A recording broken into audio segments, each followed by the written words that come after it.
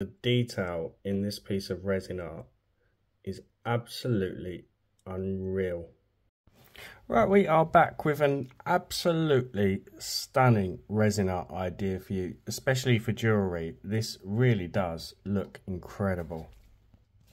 So I've had these for quite some time and I tend to get them out quite often actually and try and think of different ways to use them. These are nail plates. Basically what you do is you put nail varnish on them or gels. I can't remember. I'm not a wizard when it comes to nail art.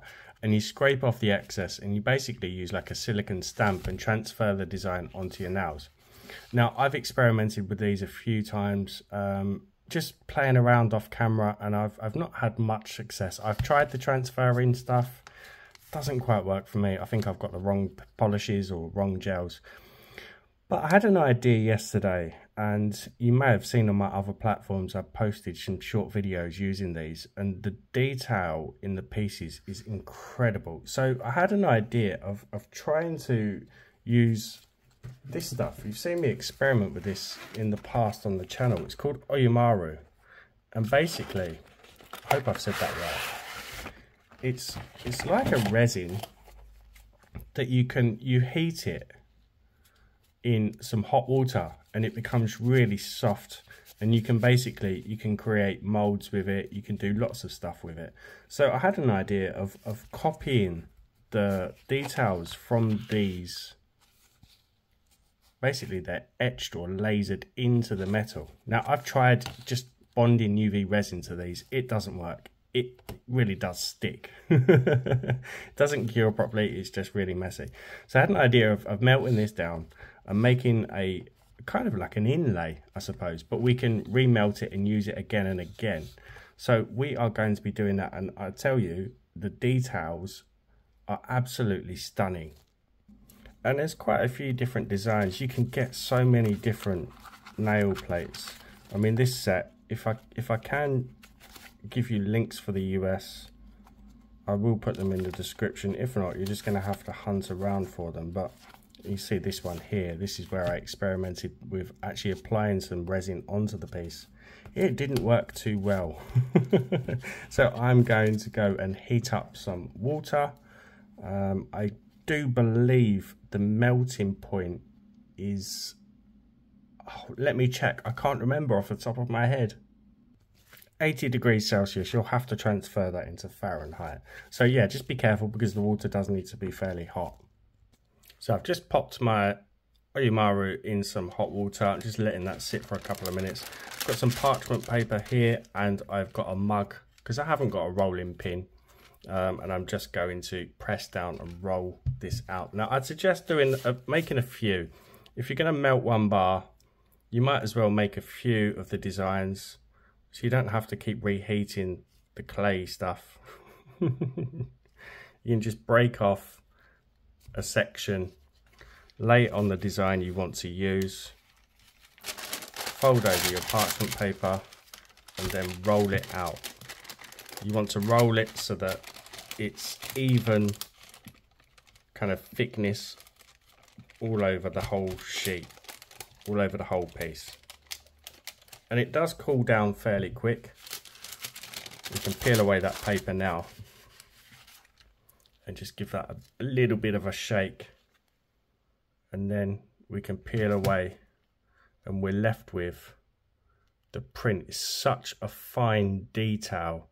Hoping that shows up, and just set it to one side to basically cool down and become hard again.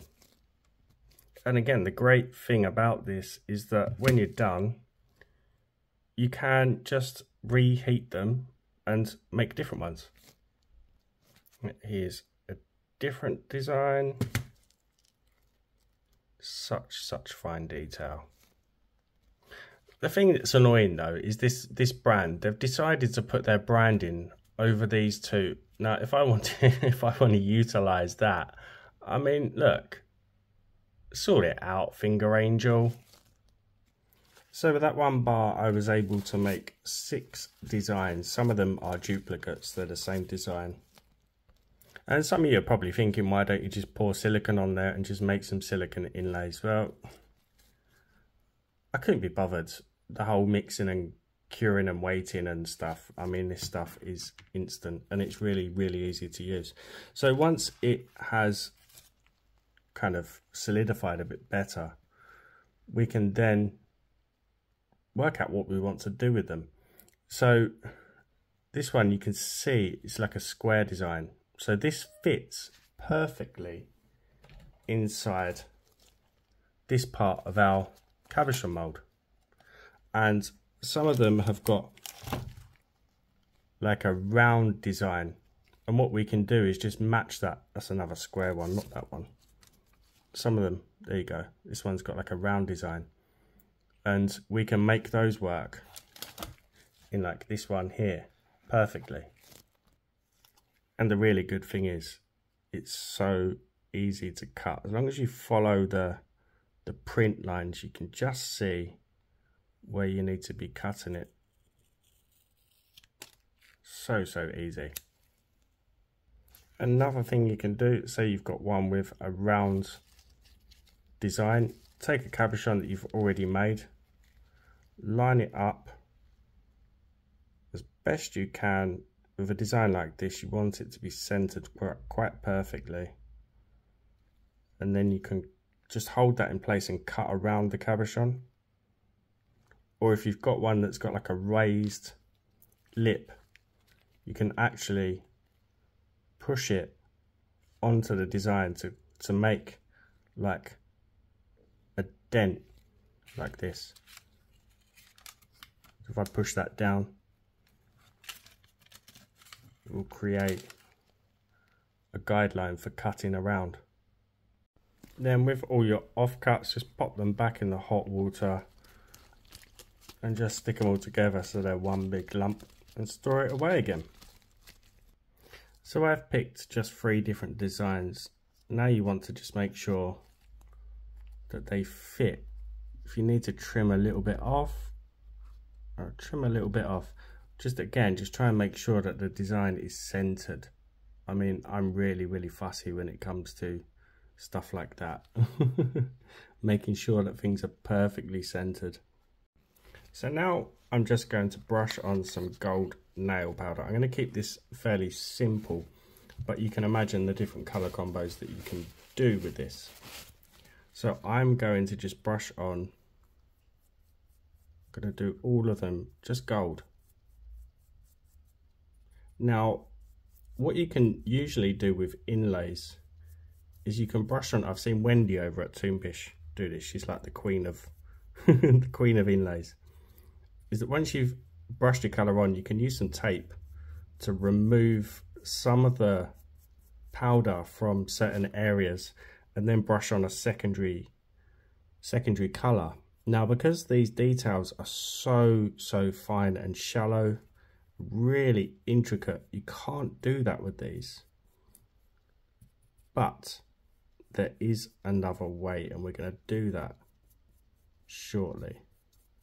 Just brush off as much of the excess as you can, and I'll show you the detail that's in that piece.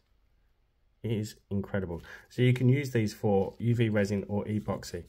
Now, when I first started experimenting with the Oyumaru, I tried to use it with UV resin in one go. So I'd pour my UV resin in my mold lay, or use this on top and cure it. And obviously this stuff melts with heat. And I kind of discarded that and decided that it was best to do this in layers. So you'd cure a deep layer and then use a thin layer to put this on so it doesn't generate too much heat. I was wrong. I was wrong in thinking that. You can do this in one go. You just need to wait a bit longer for the resin, once it's cured, to cool down, and the Oyumaru to cool down, so you can then peel it away. I wasn't patient enough when I was experimenting first, and it created quite a bit of mess, but it does work now.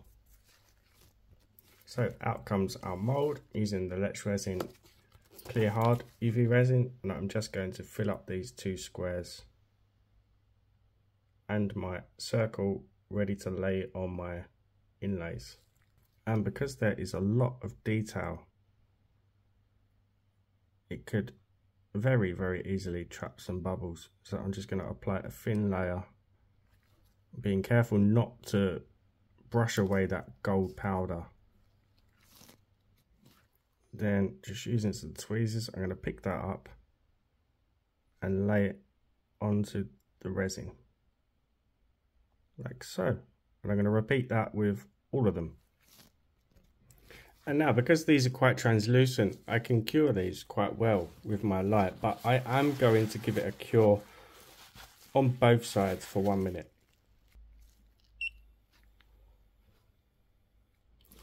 Okay, so now those are cured. Like I mentioned, the Oyumaru is going to be, see that, really soft. So what I did is I just popped them out and just let them cool down. Now chances are you're not going to be able to get this off without ruining it anyway. You can, if you want to, just give it like 5 minutes. It will become like a tack, and you can roll it around and lift off any that's left on there. It comes off really easy, but I want to cool it down a bit longer and just see if I can peel it off. Again, chances are it's not going to come off and be able to be used again, but I'll give it a try.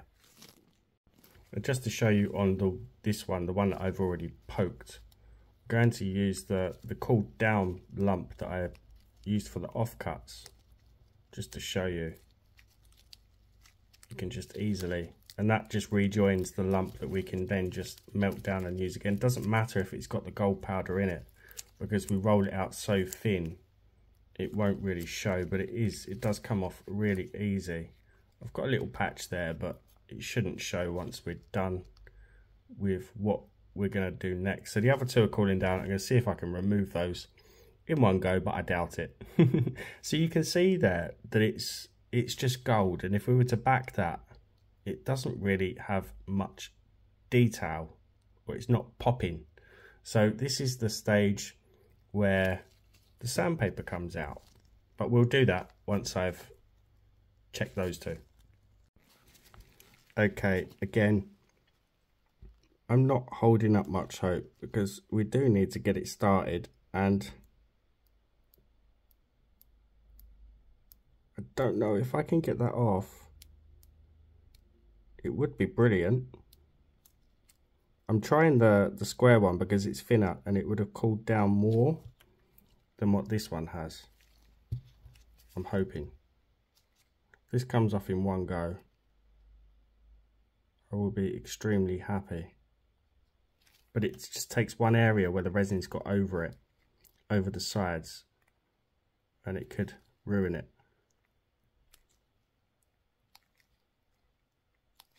I don't know. But the really handy thing is that we could just remelt this and use it again if you batch make these.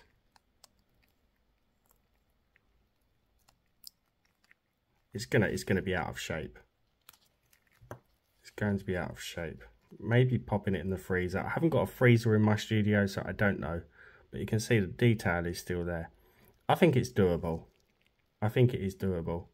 I think I could use that again, which is really, really handy.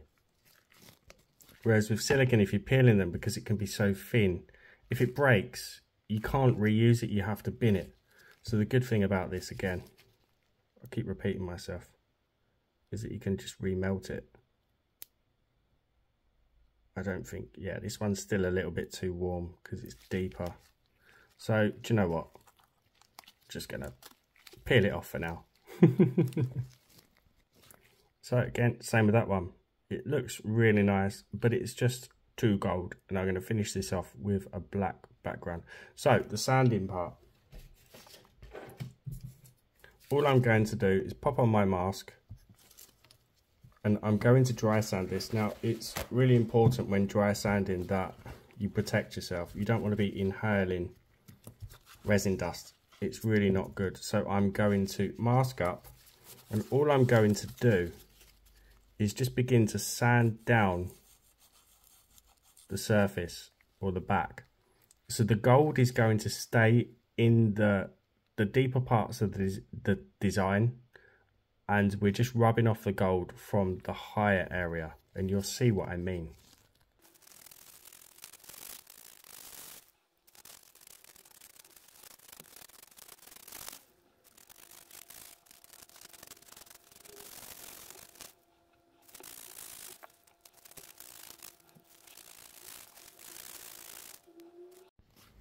Okay, those are now sanded.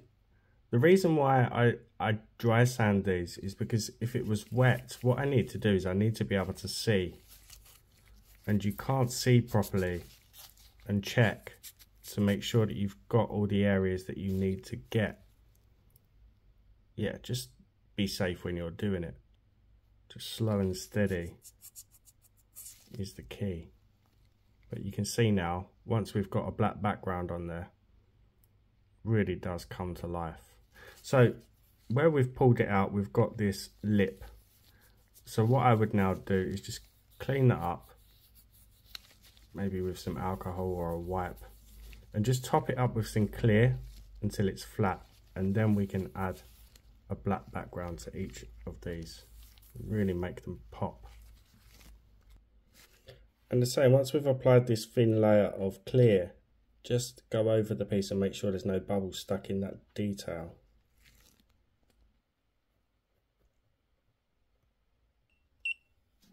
Okay, so far, this is where we are at. It's really, really stunning. So now I'm just going to do my usual. I've got some already pre-mixed, just some black mica powder. Again, small amount because it does need to cure. And I'm just going to cover the backs with this final layer. Right, these are all done, but I'm going to add an extra stage. You don't need to do this. I'm just doing it for the drama. I'm hoping that's the reason why you clicked on the video. I'm going to try and create a hook just to get people to click on the video, basically. If that's why you're here, tell me in the comments. I prefer doing this anyway because it does give a much better finish to the resin compared to a mold. You just can't beat it. So I'm going to sand these down and give them a dip. So I've got my dipping pot ready. For those of you who haven't seen this, if you want a more in-depth step-by-step guide on how I do this, it's towards the end of hashtag 289.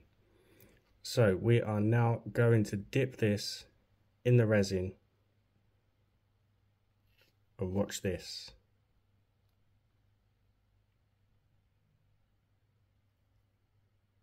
Look at that detail. It's absolutely incredible. And I can just rest that, hold that, and just let the excess drip off.